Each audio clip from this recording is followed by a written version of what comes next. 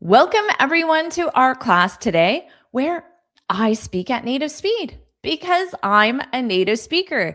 The question is, though, can you understand me? And that's what we'll find out today. I am going to say real sentences that native speakers say. And I took these sentences from my messages with my friends and family. And I'm going to say it just like that native speaker would say it to me. And again, the question is, can you understand me? So we'll find out. Put what you hear in the comments. And then after, I'll explain what I said, and you'll learn the pronunciation changes and the expression as well. I will say each sentence 3 times, and you can put it in the chat. Are you ready for the first one? It sounds like that guy knows his stuff. It sounds like that guy knows his stuff. It sounds like that guy knows his stuff. How'd you do with that one? Could you hear me? Could you hear each word I said? And more importantly, do you understand the meaning? It sounds like that guy knows his stuff. Okay, close. It sounds like a guy know a staff. Listen to the pronunciation. Staff, AF. This is the group of people who work for a company. Staff. And then I said stuff, stuff, off. So notice you hear one vowel incorrectly and it completely changes the meaning and can create a miscommunication. It sounds like that guy knows his stuff. Now let's look at some pronunciation changes. Really, it sounds like that guy. Here, maybe notice when I say that, I do a flap T, that.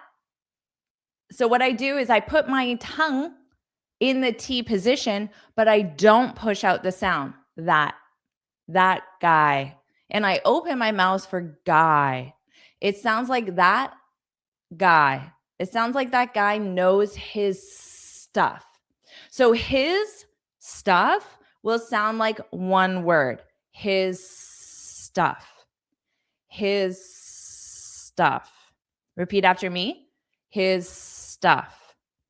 And great job getting it. Excellent. And same with Fabrice. Well done.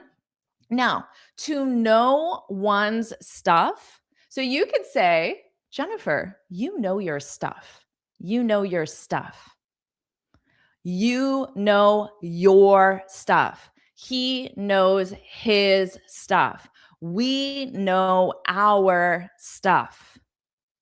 That means you know the topic or subject well.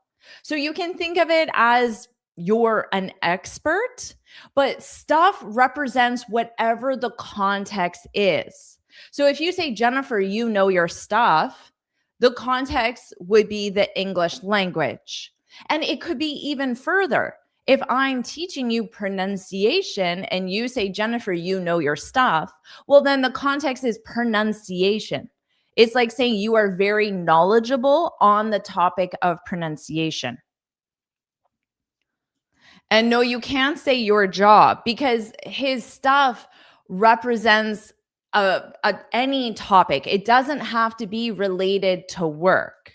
And it wouldn't sound natural to say your job. You know your stuff. Exactly. Very well done. You know your stuff. Okay, let's keep going to our next listening exercise. And remember, I'll say it 3 times. Are you ready? You'd have to Google it.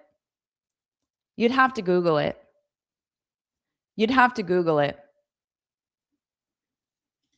Nice and short, very commonly used. Do you know what I said? You understand how to teach English. You know your stuff. Exactly. Thank you. Yes, and stuff is subject matter, whatever the topic is. Oh, look.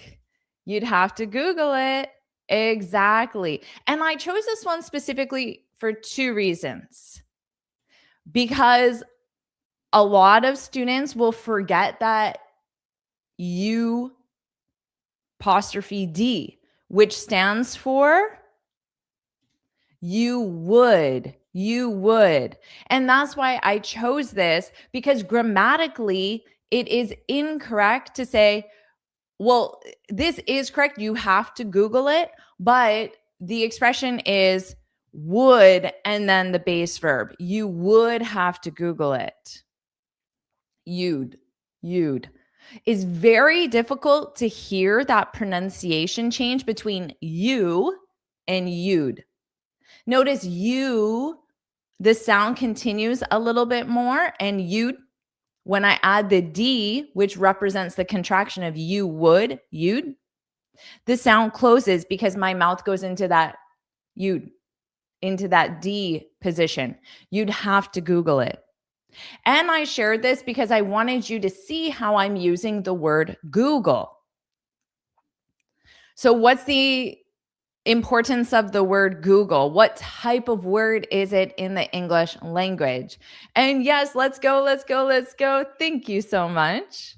I Google every day. Very good. Now, to Google is a verb. Because Google is, of course, a noun. It's a thing. It's a search engine. But in this context, Google is a verb. And to Google means to look something up on Google. Exactly. Google is a verb. It's the main, yes, it's the verb. Exactly. Great job. Google is the verb. So in the past simple, what would it be? I Googled it. I Googled it. So notice that pronunciation. I'll just put it in the chat. I Googled it. So that Googled, the ED is just a soft D. Googled. Exactly. Very good, everyone. Now, when I connect it to it sounds like dit. Dit. Googled it. I Googled it. I Googled it. I Googled it. I Googled it. Okay.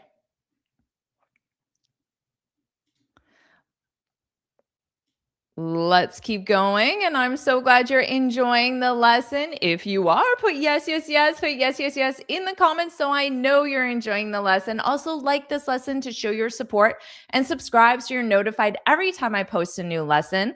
And I also have this free speaking guide where I share 6 tips on how to speak English fluently and confidently. This will give you the exact roadmap that you need to become fluent. So you can get this for free on my website. Just click the link in the description below or go to my website, jforcedenglish.com. And if you want to keep studying natural pronunciation, if you want to keep learning how natives use English in the real world so you sound fluent, you sound natural, and you also understand natives, well, you can do that in my program, the Finally Fluent Academy, where you'll also have me as your personal coach. So you can find the link in the description as well. And woohoo, I'm so glad everyone is enjoying the lesson. And let's keep going to listening exercise number 3. Are you ready? I'll say it 3 times. I made a rookie mistake last time. I made a rookie mistake last time. I made a rookie mistake last time. Oh, I'm so glad the 6 tips helped you. He's talking about the 6 tips in this speaking guide, how to speak English fluently and confidently in 6 easy steps. And again, this is free. You can get it on my website. Okay. I made a lucky mistake last time. Let's see. Oh, lucky. Interesting. Lucky. Ah, this is it. Well done. I made a rookie mistake last time. Rookie. I made a rookie last time. Okay, let's look at the pronunciation here. Notice made, ah. Well, we'll put those two words in connected speech. But to do that, we have to change the syllables as well. So instead of saying made, I'm going to say may, and then I'm going to add that D on the next. Meda, meda. So it's two syllables, but it's pronounced as one word. I made I made I made a rookie. So cookie, but replace C with R, rookie. I made a rookie mistake. And notice, because we have two T's on last time, I will just pronounce one T on time. So last will just sound like last time. But if I say it as one word and I say it quickly, you don't notice that. Last time. Because your brain hears the T for both words. Last time. Last time. Now, a rookie is an informal way of identifying a beginner. Now, yes, you could say I'm a rookie with the English language, but it's not very commonly used with learning languages. We use it in sports. You could say he's a rookie, he's a new player on a team, he's new to a sport. And you can also use it on a job as well. Don't mind him, he's a rookie. He doesn't know what he's doing yet. He's a rookie. So those are just the way that natives use the word. And this is why in my program, the Finally Fluent Academy, I teach you things like this, how the language is used in the real world. Because yes, you might say, oh, I'm a rookie with the English language, but it's just not very commonly used. We use it specifically with sports and a job. Now, my friend, I made a rookie mistake last time. She was not using this in the context of sports or a job. No, a rookie is not an intern. They're very different. It's not a new mistake. It's a mistake that a beginner would make. Okay. So let's say you're new to a job, and let's just take a job that everyone knows how to do. You're serving someone at a restaurant. Okay. So maybe a rookie mistake would be not bringing water to the table. So that's only a mistake that a new server would make. An experienced server would bring water to the table. Now, my friend said this to me in the context of, I always send her pictures of my cats because I have two cats, but they look identical. And I always try to quiz her, and she has to guess which cat is which. Now, she has done this game a lot for years now because the cats look identical. I even mix them up sometimes. So she's not a beginner with this game that we play with each other. I send her pictures of my cats probably every 2 or 3 days. So she's done this 20, 30, 40, 50 times. But then she made a mistake that she made when she was a beginner with this game. So that's just how she used it. That's the context. I made a rookie mistake last time. Yes, exactly. They're basically twins. They almost look identical. Now, notice in this text message, it's very small, but right above the pictures of my two cats, different cats that I sent her, I said, what are you guys up to this weekend? Now, I won't do this as a listening exercise because it's right here, but let me quickly share this with you because this is how you ask someone about their weekend plans in a future weekend. What are you guys? Guys, we use this with male and female. Okay. So I was actually asking my female friend about her husband and her, but I used guys. What are? So notice what are, what are you guys?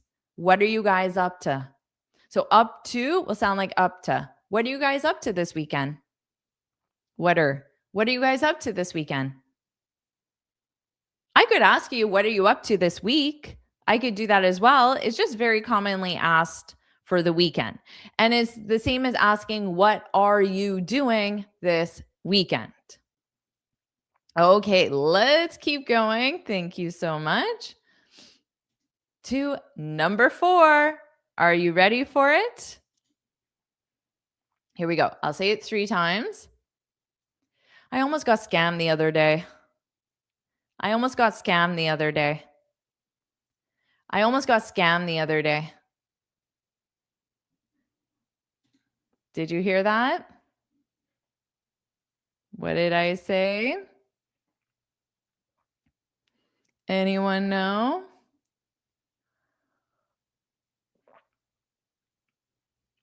Oh, okay. Very close. Very close. Exactly.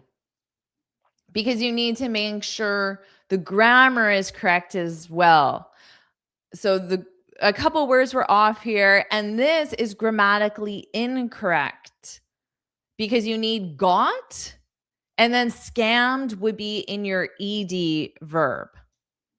I almost got scammed the other day. Now, thankfully, I wasn't the one who said this, but my friend texted this to me. Unfortunately, it's almost, which means it didn't happen. If you did not have the word almost, it means it happened. I got scammed the other day. But with almost, it means it did not happen. So that's positive. Yes, exactly. Now, I almost got scammed. So notice that pronunciation, scammed. So maybe it wasn't the easiest to hear that ED because it's just a soft D. Scammed, scammed, got scammed. So scam, scammed, scam, scammed. So that's the difference between the base verb, scam, and the past simple, scammed. Scam, scammed, scam, scammed. They're very similar. Now notice I pronounced it more of a longer the, which native speakers do not always do. The other. And then other starts with the So it starts with that schwa sound. The other, the other, the other day, the other day, the other day. Now, the other day means in the recent past. It's not specified when. It could have been 3 days ago, 4 days ago, 5 days ago, 7 days ago, but it's the recent past. So it's very common also to say a few days ago. I almost got scammed a few days ago. You could say last week, for example, if it's a longer past, but the other day, unspecified past reference. Now, I almost got scammed. So to get scammed, this is the sentence structure that you need. Get is the verb that you conjugate. Scammed is always in the ed form. So this is why it's in the past simple. I got, because it's in the past. I almost got scammed. So if you get scammed, it means that you're tricked or deceived. And usually you lose money or something valuable to you. Now, maybe you click a link and then it takes you to a website. You think you're ordering something from Amazon, but it was a fake website and they take your money. So I almost got scammed the other day. All right.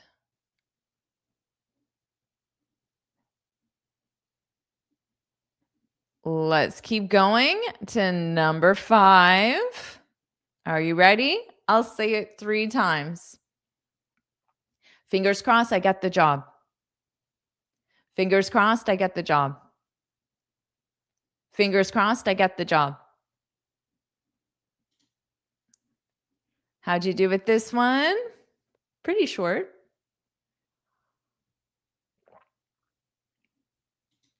Welcome, welcome. No worries about being late.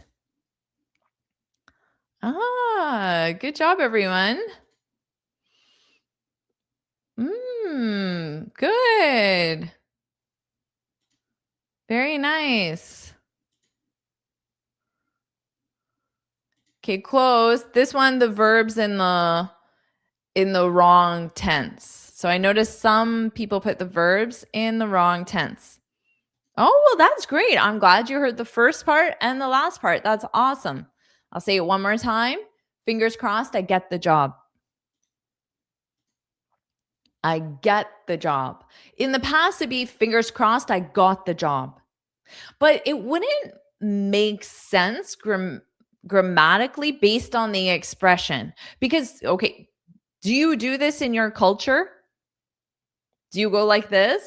This is fingers crossed. There is an emoji for this, which is very common. I will often just send my friends this emoji, which represents the words fingers crossed.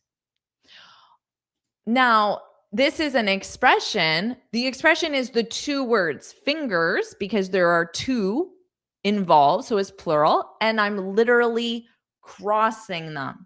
So fingers crossed. My fingers are crossed. So that's the expression, fingers crossed. So notice I should have added it, but I did not. Crossed is, the pronunciation is with a T. Crossed. But it seems like most of my smart students got that.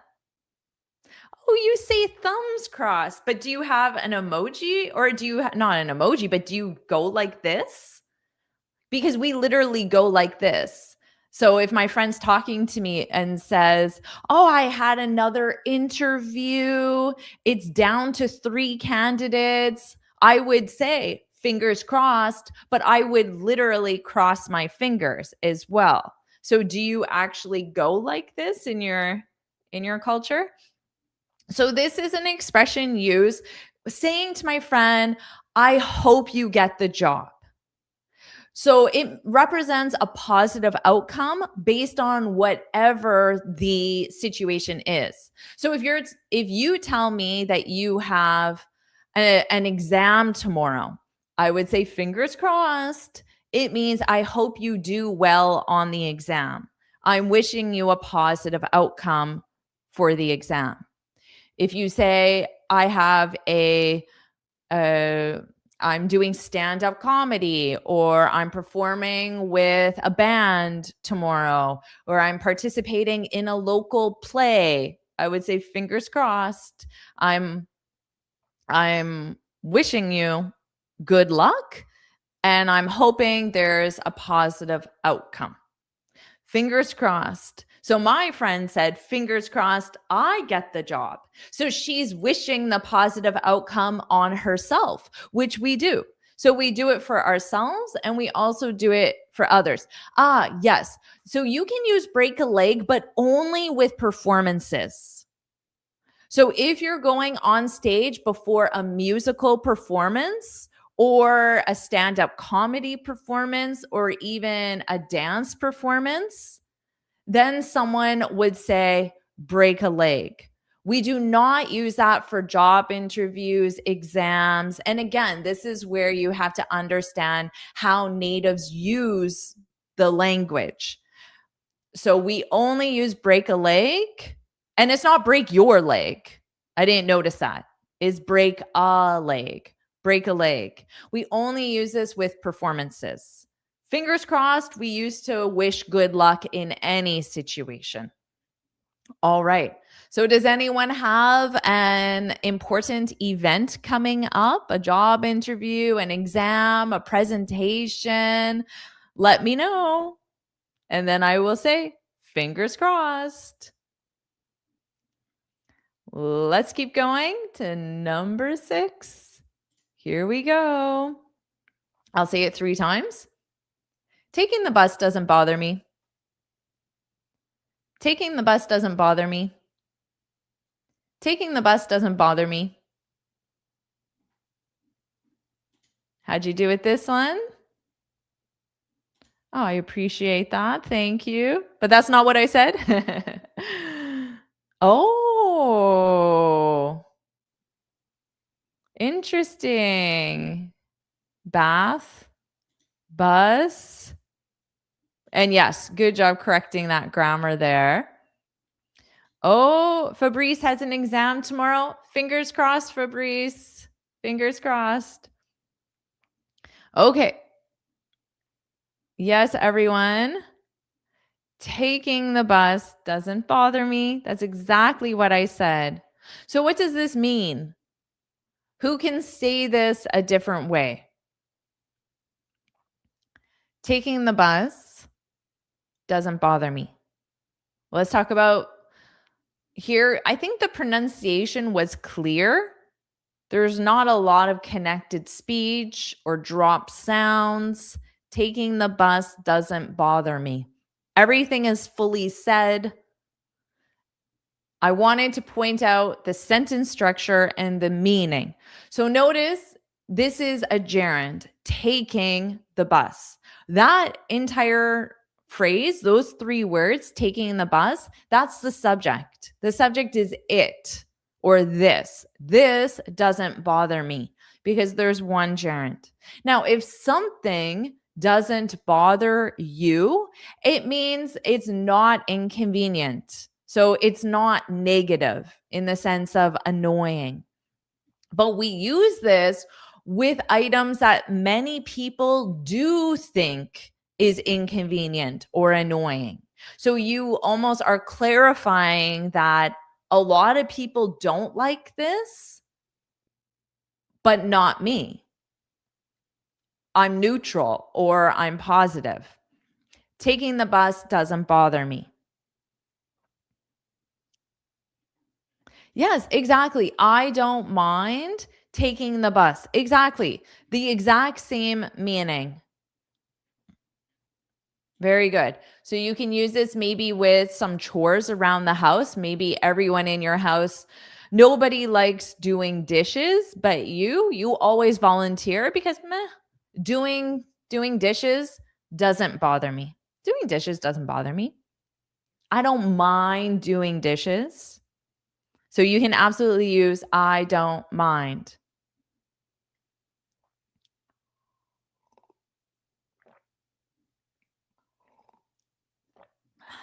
All right. Let's keep going. Number 7. I'll say it 3 times. Well, that could be a bargaining chip. Well, that could be a bargaining chip. Well, that could be a bargaining chip.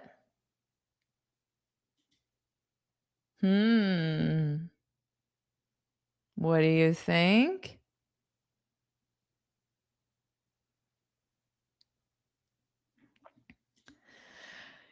Yes, this student said, my pronunciation is very clear. And that's true. Because I'm a professional public speaker, I do have very good articulation, which is not common to all native speakers. And that's why in the Finally Fluent Academy, you don't study my voice. You don't study me. You study native speakers from TV, movies, YouTube, and you study native speakers with background noises, other people talking. Because right now, not only am I articulating, I have professional audio and there are no background noises. In the real life, if you're on a street, there's a lot of background noise as well. So it's true. It's a valid point. Okay. Oh, wow. Well done. Well done. Well done. I'm surprised. I expected, yeah, that could be, and then don't know what came after that. Cheap, chip, cheap. chip, cheap. Chip, chip, which is the same as a potato chip, chip, and then cheap, eep. Okay, that could be a bargaining chip. Well, so well is more of a it can be a transition word or a word filler depending on context. This is something that I said to my friend, and I chose it because of the expression a bargaining chip. Thank you so much. I appreciate your support as always. It's very generous and sweet of you. Does anyone know what this means? And okay, chip, what I said, tip on the comments. Ch, t, ch, t, ch, t. So that's just the beginning sound because everything else is the same. Ch, t, ch, t. Chip, tip, chip, tip. Okay, what does it mean?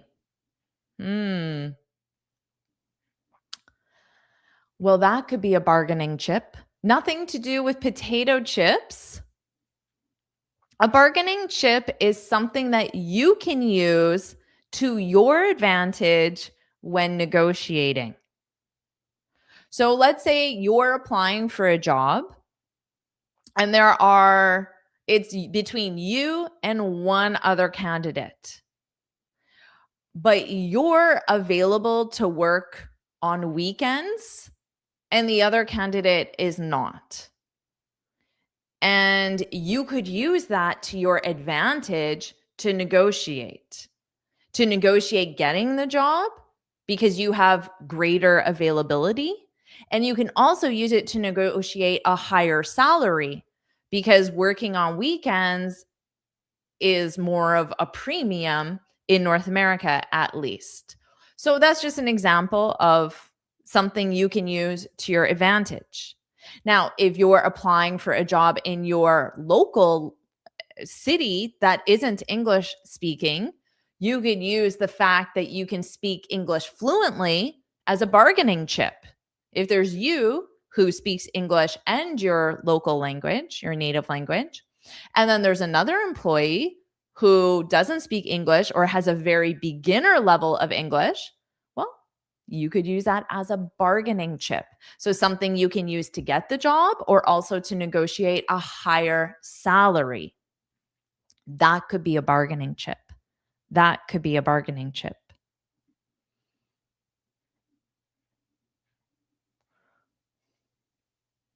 Nothing to do with not negotiating in the sense of trying to get a lower price. We use it more when you're trying to either get a job, get a higher salary, get more benefits, things like that. To be honest, you absolutely could use it to get a lower price. Yes, you could. I'm just thinking of the context of how I use this with my friend, which was in the context of a job. But you're right, because let's say you want to buy a used car, and then as you're inspecting the car, you notice there's a little scratch on the door, but that wasn't advertised. So you can use that scratch as a bargaining chip to get a lower price because there's an imperfection. So absolutely, yes, you can use it to get a lower price. Okay. Let's keep going. Number 8. I'll say it 3 times. The coffee's growing on me even more. The coffee's growing on me even more. The coffee's growing on me even more. What do you think? Did you hear this one? Yeah, absolutely. Working on holiday, that could be a bargaining chip. If you're available to work on holidays and you're applying for a retail position or a customer service position, that could absolutely be a bargaining chip. Good example. Ah, very close. Very close.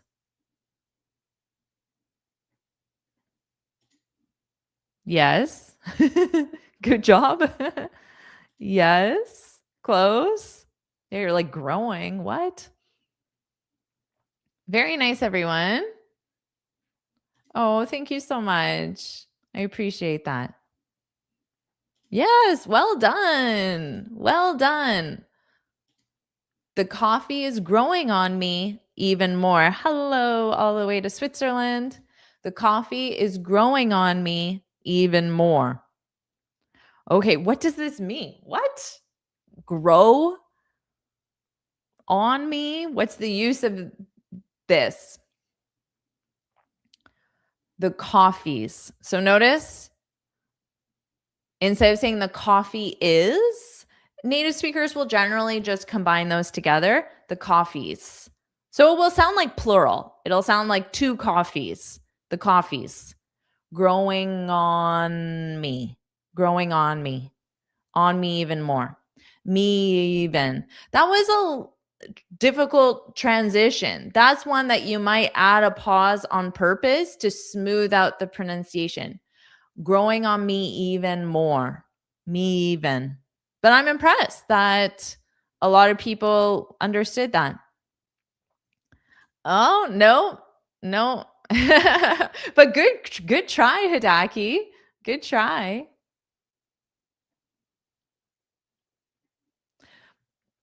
Yes, but think I like coffee more and more. There's an important difference in mine. Yes, that's very close. Yes. Not really. It's not about craving having coffee. Not about being awake. No. Yes, this is exactly it. But not okay, not coffee in general, which was my last comment. The coffee. When I say the, I'm taking the general category and I'm making it specific to imagine this were coffee. I'm making it specific to this. Okay.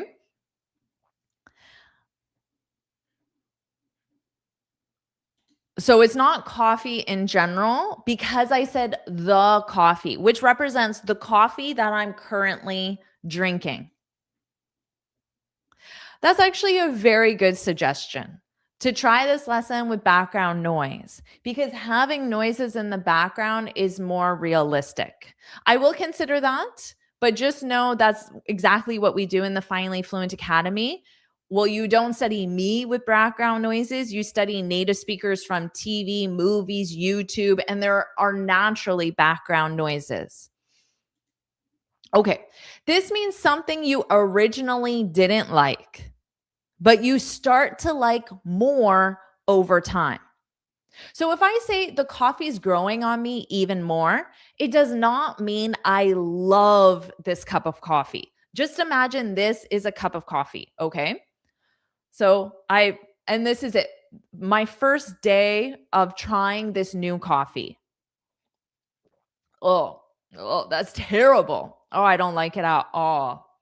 And then the next day, I have the same coffee again. I guess it's okay. It's okay. And then the next day, mm, not bad. Not bad. So that is an example of how the coffee is growing on me. It doesn't mean I love it. It means my dislike of it is getting less. Okay. But I originally did not like it. So maybe this could happen with a TV show. Maybe you watch a TV show and at first, or even within a 2-hour movie, at the beginning of the movie, you just didn't really like it. But then halfway through the movie, the characters started developing, it started becoming more interesting. You like it more. And towards the end of the movie, maybe you say, not bad, but you did not like it at the beginning. Yes, you can use it with people. Going back to rookie, remember rookie is a beginner or someone new on a job. So you could say, you know, at first I didn't really like that rookie. He made so many mistakes, but He's starting to grow on me.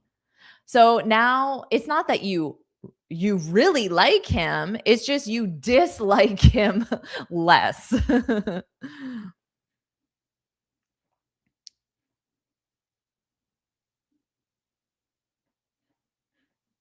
Okay, so yes, you can use this.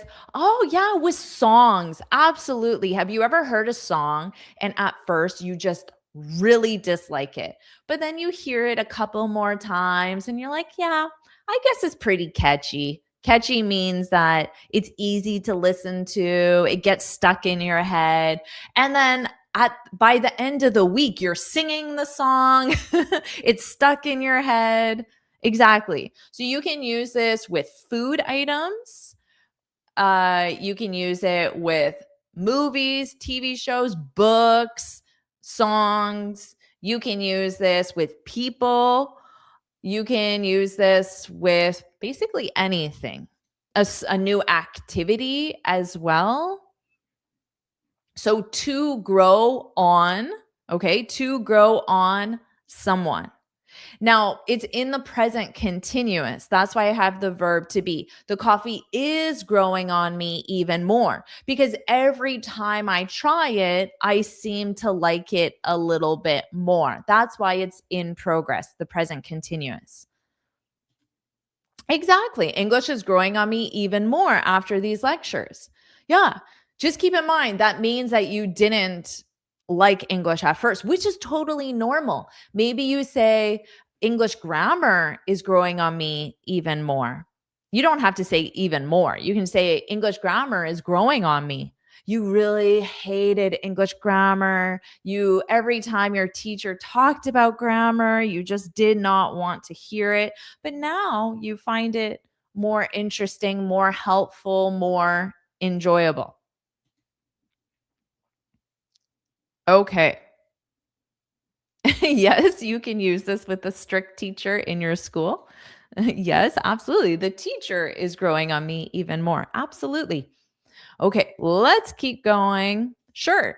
Avocado is growing on me even more. This means that you did not like avocado when you first tried it. You're like, "Ugh, what is this texture and taste?" Let's keep going. I didn't like English at school, but it's growing on me now. Perfect example. Well done. Number 9, I'll say it 3 times. I think I'd repurchase it. I think I'd repurchase it. I think I'd repurchase it.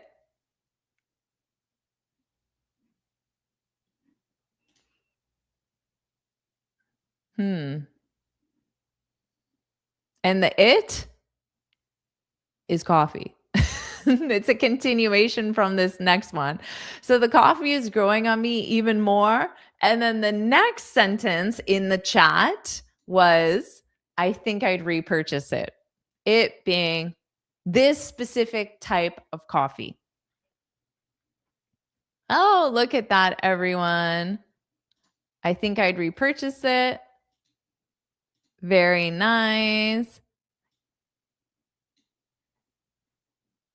Yes, absolutely. Well done, everyone. Well done. Just making sure in this case you need I would repurchase it because it's hypothetical. I think I'd repurchase it. I would repurchase it. What does repurchase mean? Purchase means buy. But what about repurchase? Now, I think, I would. Exactly. Purchase again. Great job. Okay. I would, I'd, I'd, I think I'd repurchase. Now, a lot of times in English, sounds are unstressed, but when you add re to the beginning of the word, to the verb to mean do it again, whatever that verb is, do it again, you have a long E sound. Okay. So if I say to you, oh, it's funny because this is exactly what I just wrote. You need to rewatch this lesson. Rewatch, rewatch, rewatch, rewatch. Watch again. You need to watch this lesson again because I teach a lot in this one lesson. Yes, and purchase means buy in this, well, in any context. I think I'd repurchase, purchase it, purchase it.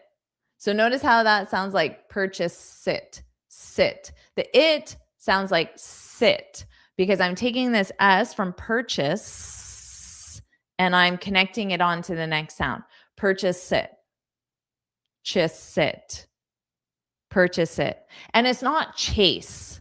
So chase, if you're running after someone, chase, it's not chase, it's chis because it's unstressed. Purchase, purchase, chis, is, purchase it. I think I'd repurchase it. I think I'd buy it again. So my friend started out with, he got this new coffee and it was a very expensive coffee. And he's telling us about it. And he's like, oh, it's terrible. I hate it. But then the next day, he's like, oh, it's not bad. And then the next day, it's growing on me even more. And then the next day, I think I'd repurchase it. So he went from hating it to, I'm going to buy it again. Okay. And number 9. Oh, no, that was number 9.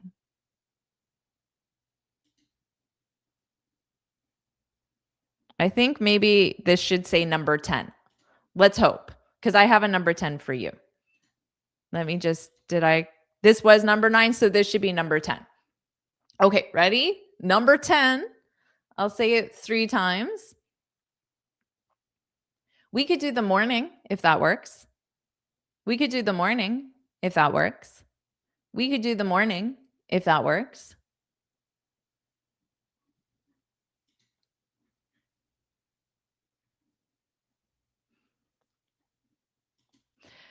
Can we put re in front of all verbs?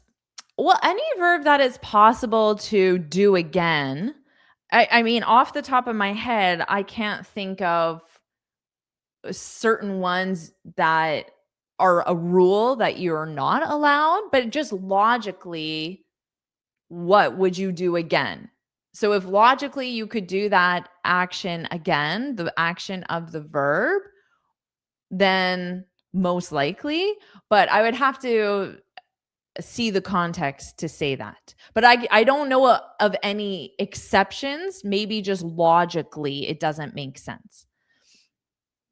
Okay. Well, what do we have here?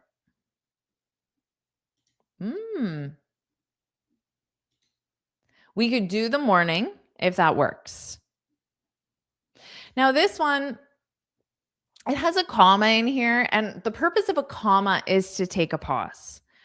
We could do the morning if that works. So that's why there was a noticeable pause between those 2 clauses. We could do the morning if that works. Because if that works, it's more of an afterthought. You're just adding it. Now, we could do. So could, just notice there's no L in there. Could.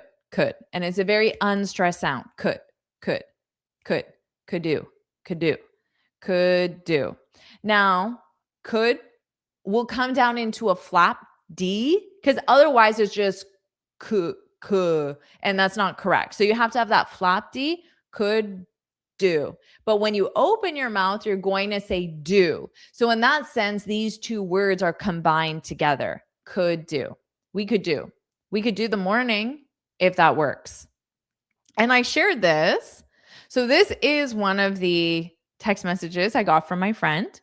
Now, native speakers, we commonly use the verb do when we're making plans and arrangements, and we use it as a replacement to meet.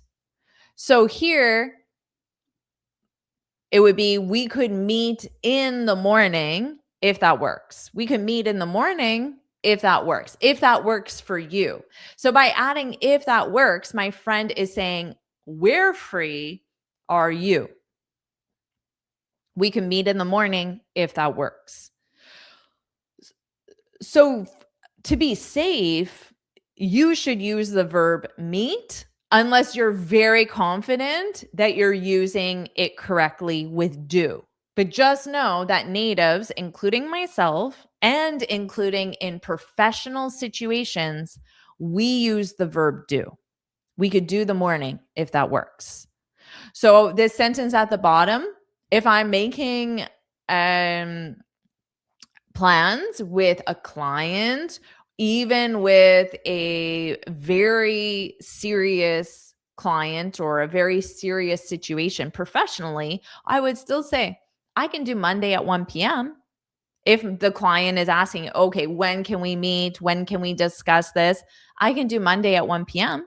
Does that work for you? I can do Monday, which means I'm available to meet on Monday. I could do Monday. I could do 1 p.m. So you can use it with a day of the week, Monday. You could use it with a time. I could do 1 p.m. You can use it with a time reference in the morning, on the weekend, things like that.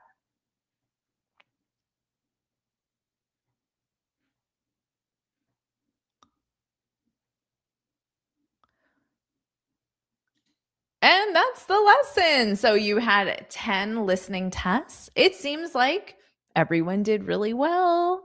And you can get this free speaking guide, remember, where I share 6 steps on how to speak English fluently and confidently. You can find the link in the description.